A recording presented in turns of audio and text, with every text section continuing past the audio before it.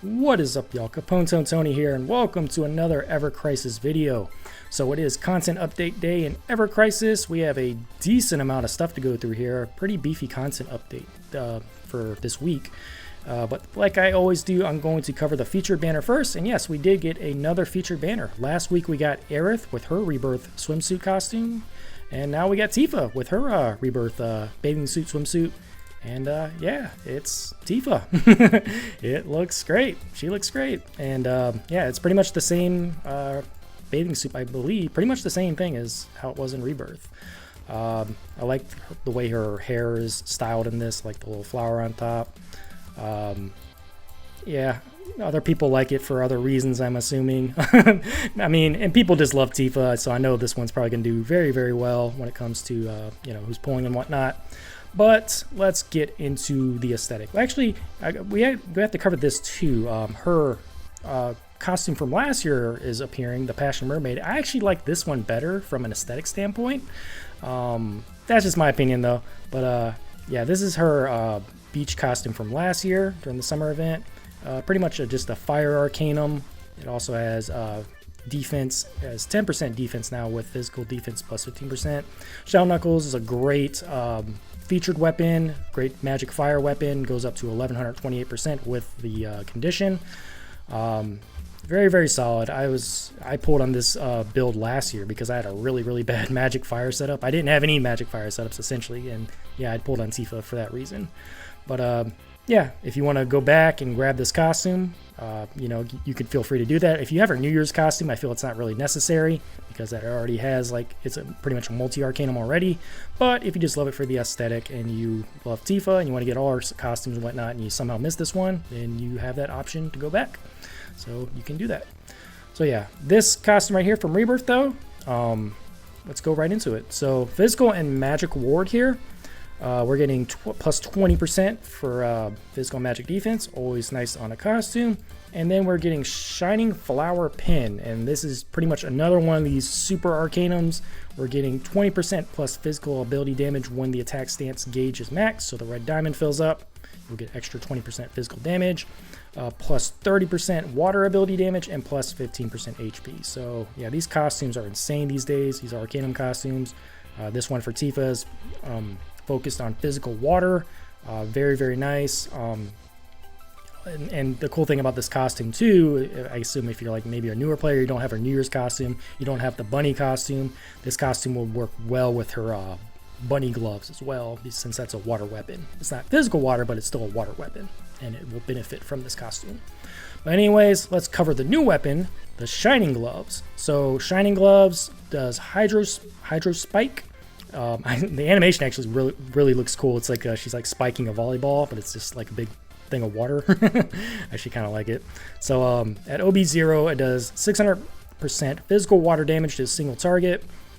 Physical attack is decreased low to mid. Magic attack decreased low to mid as well, but you have to have 70% more HP for the magic attack. The R abilities are PATK and Water Potency, pretty standard. PATK, and X Sigil Boost are the support materia slots.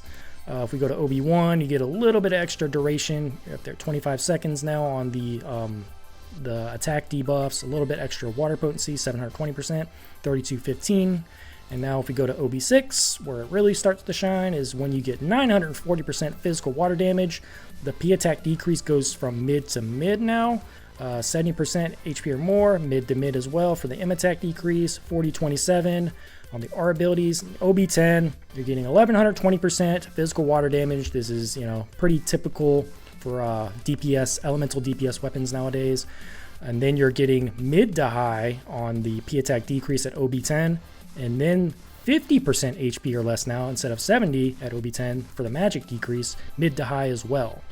So just like Aerith's weapon last week, we are now getting benefits from pushing a weapon to OB10, which normally that would kind of annoy me, but since it is like a featured banner weapon, weapons that you can wishlist later, it's not that big of a deal. Since, you know, since it is wishlistable, you will eventually get this weapon. You will eventually get Aerith's weapon to OB10.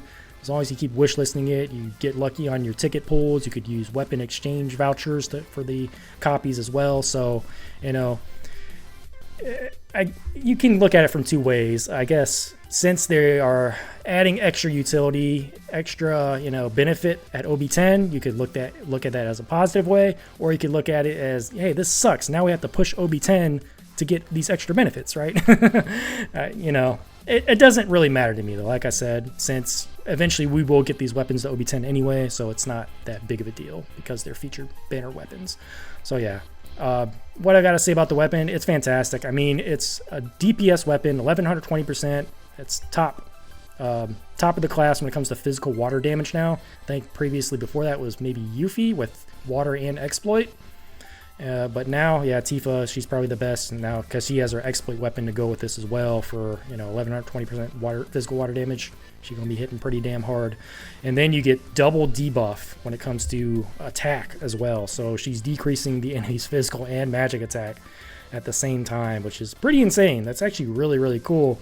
Kind of, one of my buddies said it kind of devalues Cloud even more now with his Mystic Sword because that weapon was essentially doing that without just non-elemental damage. Now Tifa's getting something similar but with strong physical water damage to go with it. So pretty insane. Really good weapon here. But yeah, not really much to say when it comes to like elemental DPS weapons. It's just another amazing weapon for Tifa's kit. I mean, she's got so many different elements and physical and magic covered now, and now she's getting physical water. Physical water is something that my account really lacks. Sephiroth is probably my best physical water damage dealer with Tempest with Exploit, and that's pretty sad. I didn't pull on Yuffie. My Glenn is kind of mid, so I don't have Angeal either. So it's like, yeah. From that perspective, it makes me kind of want to pull on Tifa. But like I said, we know what's coming in these next couple months. We're getting Dragon Quest collab. We're getting the 2nd year anniversary. We're getting tons and tons of limited banners coming up. So unless you are heavily lacking on a physical water DPS, like a setup, I'd say you could skip this and just wishlist the weapon later, especially if you have Tifa's New Year's outfit, which kind of covers all elements. You're just missing out on a little bit of extra physical ability damage. But, New Year's costume's hard to not put on because it has reprieve as well. It's essentially a costume I always use for Tifa for pretty much almost any build she has. So it's just that good. So from that perspective, I think it's a safe skip for me. But, if you just love Tifa, you love the aesthetic, my advice is just go one page, get the costume, and bounce. And that's pretty much it. Or, like I say, if you're just lacking on a physical water setup and you really, really want one, this is a great first one to have. And same thing, just go to the end of the first page, get the costume, and get out. And, yeah, on average, probably about 7 pulls, so 21,000 crystals, give or take. And yeah, good investment, good physical water DPS, also has great utility with double utility, double attack down, which kind of makes her Tiger Fangs and Leather Gloves useless that do utility down, but they do it separately from 2 weapons. Now she has one weapon that's a strong DPS weapon and does double attack down. Pretty insane. Really, really good weapon here for Tifa. So yeah, wish list wise, if you don't have her New Year's weapon, I would say you probably run Feather Gloves offhand. And then you could back weapons something like Greatsword for physical attack, physical ability potency. You could do Ultimatic for a boost attack, physical ability potency. And then you could do something like Noble Collar for more boost attack, water potency. Or you can maybe do Ivy Collar with boost attack and boost ability potency. Or you could get the last level on physical ability potency. You have a lot of options here for your last weapon, I feel. But if you're running her New Year's weapon, you would probably still run Feather Gloves in the back with Greatsword and Ultimatic, I believe. I think that's probably one of the best builds you can go for right there. But yeah, that's pretty much it for Tifa. Pretty standard what to wishlist for her for. She's just a strong ass water DPS, great weapon. And yeah, Tifa just gets better and better as a DPS. In my opinion, she's by far the best DPS in this game. I would say Yuffie is starting to catch up a little bit with her, but man, she's really, really good. Covers so many different elements and so many, physical and magical. So yeah, she's insane. All right, so that's pretty much all I got to say about the Tifa banner. Let's go into the rest of the content updates here. Are y'all gonna pull in the Tifa banner, by the way? Let me know in the comment section below. All right, so double summon arrival campaign is on now. So we got the new battle here with Leviathan and Bahamut. You get missions to get some of their memories. We're getting 1,500 blue crystals just from logging in. First thing you should do, guys, go to your summons and begin the bound. So yes, click this and select Leviathan Bahamut and click begin, because you're not working toward these rewards until you click this begin and start the bind. So right now I can start you know, turning in some of these rewards if I want to. So or I actually have to start working toward it. There's nothing to turn in at the moment. But yeah, knock out all these missions and then you could start leveling up the summon. Pretty straightforward stuff. All right, so what else is going on? So we got battle ranking. So battle ranking 11 Lightning Maelstrom is on now. So let's check that out real quick. So I did do a little sneak peek of this. I did the trials and whatnot. The Ramu, you're going to need physical water, so obviously Tifa is going to be amazing for this. You could also use Yuffie if you have a rebirth setup. You could use Sephiroth for Tempest. You could use Glenn. You could use Cloud. Decent amount of physical water DPSs in this game. Those are your options. For Gallon Balor, I believe physical fire is the best setup. Let me check real quick. So battle effects. I guess maybe physical fire or magic fire. You got a lot of different options for that. But anyway, my best advice for these battle rankings, if you want to be like a lazy ass, I would say go to your battle effects, put everything to the max, and then just leave the HP as is, and then just do the battle like that. So I raised everything to the max, leave the HP as is, and then you can essentially, if you have a decent account, you could probably 1 or 2 shot the guy before he does anything to you. So let's do a quick demonstration. So this is level 160 right here. Default HP, everything else is maxed. So for Ramu, and I'm just using Sephiroth as a water DPS here. So we'll do this, we'll do diving, whatever, crushing guard, and look at that, he's almost dead already. So I'm gonna do 1 fire attack here, and that should, well, okay, never mind, Air just killed him. So as you can see, if you leave the HP at default, you can kill him really fast if you have just somewhat of a decent account. And just by doing that, I got 860,000, you know, without even really trying. And then from there, kind of just bump the HP up, you know, 1 step, you know, then 2 steps, see how your account handles it, and yeah, just go from there. So yeah, that's the best advice I can give on battle rankings, especially if you're like someone that's just lazy, you want to get like somewhat of a decent ranking. If you do this same thing on both these battles, I assume you'll probably at least get top 350, and that's gonna net you most of the rewards. Like if you get top 350, what do you get for this? Yeah, you're getting 15 gacha tickets and 25 of all these things. I'd say you want to aim for top 150 so you can get 20 gacha tickets, but it's, you know, it's still gacha. You might not even get shit from these gacha tickets. So, you know, if you want to really be a lazy ass, just do the strategy that I showed you, and you should easily get top 350 or top 600, no problem. So, yeah, just a little tip for y'all. Tip for the lazy people. I'll probably do another battle ranking video in the next couple days to give you a more in-depth strategy to get top 150. Typically I get top 50 without much of an issue, even if I don't pull on the banners that are correlated to the battle ranking. So yeah, I'll have a more in-depth video covering that in a couple days. So all right, the Pirates King Challenge. So for the other event going on right now,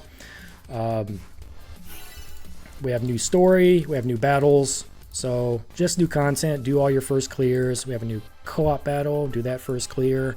New story content, you know, go through that. The exchange here is now having old silver coins, so we can get a 5-star ruin material. We can get Ifrit and Bahamut memories, mithril ingots, synth catalyst, Barrett specific weapon parts.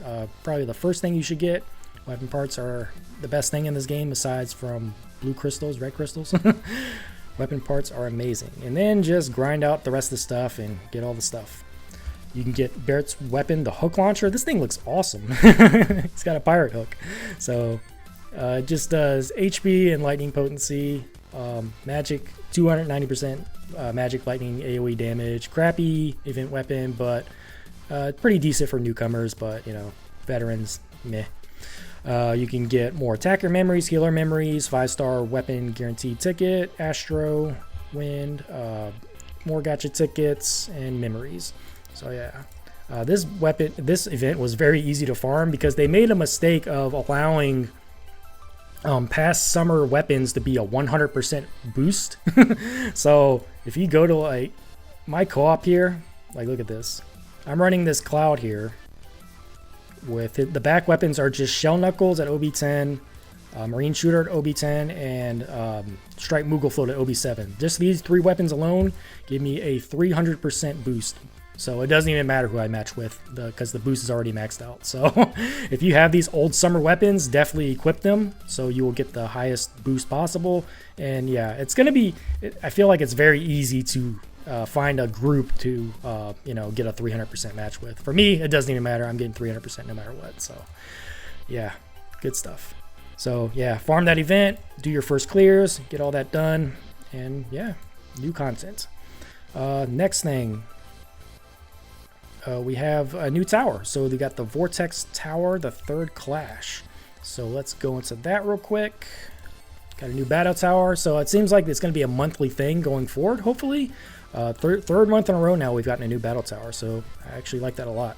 So the weapons you can get from here: Floral Wand, Fairy Tail, Grand Gloves, Feather Gloves, Great Sword, Stalwart, Mithril Slasher, Tempest, and Crystal Cross. Right off the bat, I would absolutely get Feather Gloves because I think it's the only weapon on this list I don't have OB10 aside from Mithril Slasher, because this is somewhat of a new weapon too. But best weapons from here, I think Great Sword is awesome from an R ability standpoint because you're getting 3152. Stalwart Integrity, probably the best weapon overall on here just because it's like a Kamara-like weapon. You're getting P-Def increase with physical attack increase as well. Amazing weapon for NGO, one of the best weapons in the game, honestly. Floral Wand's great for win teams, defense down with wind resist down. Fairy Tail's dated, Grand Gloves is shit. Mithril Slasher, I think a lot of people will probably redeem this because it is a newer weapon, so odds are a lot of people don't have it OB10. Decent weapon too because it does water damage and it does water decrease and provoke as well, so decent weapon here for NGO. For me, I would definitely just redeem these two because this is kind of what my account's missing. So yeah, just look at these weapons, see what your account's missing, and go from there. All right. Yeah, it's probably going to be another 25 floors, and then we're going to get 10 brutal floors, or 5 brutal floors, I mean. So yeah, this content's a lot easier to clear than other previous battle towers. So yeah, I kind of like how they balance it out. So the brutal floors are like impossible, it feels like, for you know, and for non-whale accounts, right? So yeah, let's go into the next thing here. So Tifa draw, went through that already, and then we got double summon, Leviathan, and Bahamut arrives, as well as the co-op. So if we go into the solo content, go into the quests. So we got Trial of the Summon. So Trial of Leviathan and Bahamut is here. So if we go down here, it's our next double summon. If it's anything like the escalation challenge, this thing was a freaking cakewalk, but I assume they're probably going to make this one a little bit harder. For the event and the escalation challenge, they gave us like a 70% physical attack boost, which made these guys melt like quickly. And they didn't do like a ton of damage, it felt like, either at escalation 20. I cleared escalation 20 on my second try, and that was only the second try because I killed Leviathan too quickly, so Bahamut killed me, you know, because he kind of goes into one-hit kill mode after you kill Leviathan. So only took me 2 tries for escalation 20. We'll see how hard this one is in comparison. But yeah, I'll check that out after I'm done. But the cool thing is they actually launched the co-op at the same time as the summon battle in single player. So in here in the co-op, you can do your first clears as well as farm the event much quicker by doing co-ops. The weapon here is Aerith. She has a Sea Dragon Staff, which does up to 360% magic non-elemental damage. Also, water resistance is decreased mid to mid, lightning resist, and magic defense. So, you know, good sub weapon you can have here for Aerith. Actually, not too bad, and it gives her a water resist is decreased mid. Even though it's only mid, she doesn't have actually a water debuffing weapon in this game, so that is pretty neat for Aerith. Pretty neat for a free weapon, in my opinion. Is it just Aerith, though, when it comes to the weapon? Can we get other weapons here? Let me check this out. Angeal has a weapon as well. So Angeal got the Sea Dragon Greatsword. It also does water resist is decreased, which is kind of interesting because he already just got a new weapon that does water resist decrease. But anyway, our abilities, lightning resist and HP. Sometimes these weapons here can come in pretty handy when it comes to our ability stat sticks for specific battles. So you'll definitely get these to OB10, both of them to OB10, just by farming out this event and filling out the stream. So yeah, we've got a lot of stuff to farm. We got the new event. Yeah, we got the new content in this event. We got to do battle ranking. We got the towers. We got summon battles. We got a lot of content to do for this update. So yeah, I think it's going to be a decent amount to keep y'all busy for the next few days or so, at least. So yeah, that's gonna cover it for this Ever Crisis video. If y'all found this video helpful or entertaining, please give this video a like, comment, subscribe. Thank you so much for watching and for all the support, and I will see y'all on the next one. Later.